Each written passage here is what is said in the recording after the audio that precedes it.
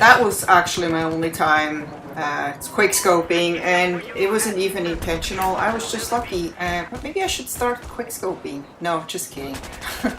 I used to hate quick scopers in Call of Duty. They were just so annoying, and I don't want to become one of those annoyances. But sniping sure is a lot of fun in Battlefield, and it's a lot more realistic in Battlefield than it was in Call of Duty. And I do love to snipe once in a while, but here we are on Hanang Resort, and I'm using the AKU-12, which is the beginner's weapon. Yes, I have never really used this weapon, believe it or not. Maybe like for 10 kills or something until I was able to unlock better weapons. Or so I thought, better weapons. Actually, this weapon is not bad at all, and I'm using a silencer on here, which first I was a little bit concerned about removing the muzzle brake because I thought, oh god, I'm gonna give up. And you can see I have serious lag here. I always get this lag when there's Revolution going on. I don't know about you.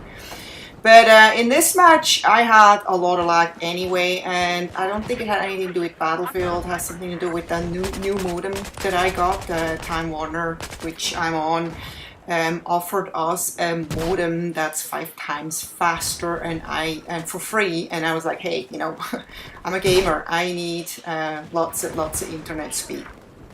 And I'm really happy with Time Warner because we have like, you know, 99%, almost like 100% uptime, and not the same that we have Comcast. We had a lot of problem with Comcast all the time, and Time Warner we just don't. I mean, the modem we had before was super awesome, and I'm not so sure about this new modem. You know, it says it's 5 times faster, and I don't really feel that necessarily unless I upload a video to YouTube that I know this goes faster. But the gaming is not any better, and actually I have more latency problems ever since we have this modem. I have some nights where there's so much lag I just can't play, and I, you know, tried to play with someone else and we both had the lag, and it was just terrible. I mean, we just get kicked around on the map back and forth, and I mean, that's like the most frustrating thing for any gamer is lag, right? So anyway, yeah, this gun, the AKU-12, I don't know why did I get away from the PWR? Not because I didn't like it. I just got bored with it. I was like, you know, first of all, we're playing those same maps over and over and over 100 times. Because we love this game, and there are no new maps right now. We're still waiting for the Dragon's Teeth DLC, which who knows when that comes out. In Battlefield 3, the DLCs came out much more frequent, but because there are so many problems with Battlefield 4, I think I don't have an issue with it that they're taking their time. I'd rather have them taking their time with the DLC, and the DLC is going to be awesome and no problems, because there are still problems with, for example, Ninja Strike. Ninja Strike is horrible. Wherever you spawn, like when you get into the game right first, I mean, the whole map is like weird. I mean, you're kind of like under the map partially, and you can't see the ground, and it takes like a couple of minutes before the map looks normal. And I don't know, I think they just kind of like ignore this. They're not going to fix it. I don't think they're going to fix it, so we just have to deal with it. And I love Ninja Strike. It's one of my favorite maps of that DLC. But anyway, so back to the AKU-12. The AKU-12, yeah, I just grabbed the weapon that I realized I haven't used really, and I was curious. I saw some other people using it, and I was like, hey, you know, I'm gonna try that weapon out. I've tried a lot of weapons that I didn't like, but this one I never really tried, so I'm like, I'm gonna, you know, go for it. And I liked it actually right away because I got some good kills with it. And then I put the muzzle brake on, and of course that always helps with the recoil. So when I decided to put the silencer on, I was like, oh god, well, that's not gonna be. But I have to say, I don't notice any difference without the muzzle brake now. The silencer seems to somehow compensate for that, and it's weird. Sometimes in FPS games, silencers can actually improve the accuracy, and I don't know. I mean, that's probably not realistic, but maybe that's just how I feel. Maybe it's just you know, me thinking it doesn't prove it, and who cares, you know? I mean, if I can do well with it, why not? And you know, a silencer is always good to have because you don't pop up on the little mini map, and It's not like that every time you shoot someone, you have someone else, like have the enemy shoot you in the back, because everyone knows where you are and you're totally unaware that everyone knows where you are. So anyway, yeah, I haven't played Honai Resort in a really long time, and I thought it's you know, time to go back. This is another one of my favorite maps, even though, you know, this map can be very frustrating when the enemy team is extremely good and you you know, just get pushed into a corner, and you know, your team is not that good. You have like no chance to ever recover.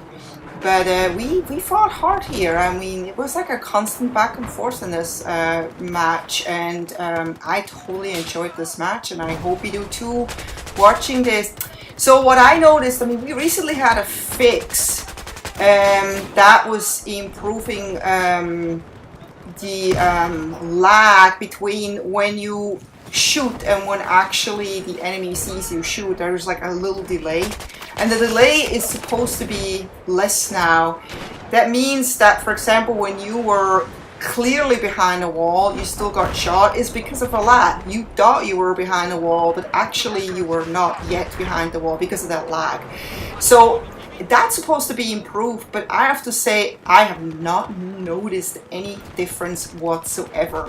I'm still have so many situations where I'm clearly behind a building or behind a wall. I do not see the enemy anymore, and after I move behind the wall, I get shot through the wall, basically, or through the building, meaning that the enemy clearly sees me like in the wide open still. And I don't know, it could just be, you know, that this fix just, I don't know, didn't work for the Xbox One as they expected it to work, or I don't know, it's just my internet maybe, I don't know. I mean, let me know if you have noticed any improvements since that fix. I'm really curious to know, because I don't know, I just don't notice anything.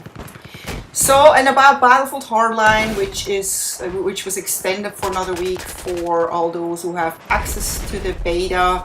I've watched a lot of gameplay since, because I just was curious to see, you know, if, you know, what it's like, and it kind of helps me also decide if I want to get this game or not.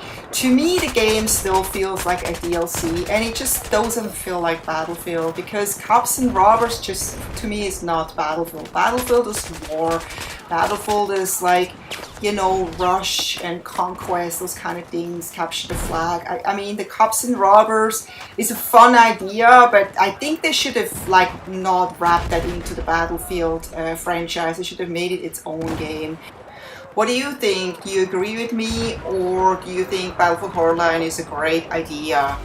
So unfortunately we lost this match, but you know, you can't always win. Sometimes you win, sometimes you lose. That's how it goes. We had a lot of fun. I hope you did too, and I hope to see you next time. Take care. Bye bye.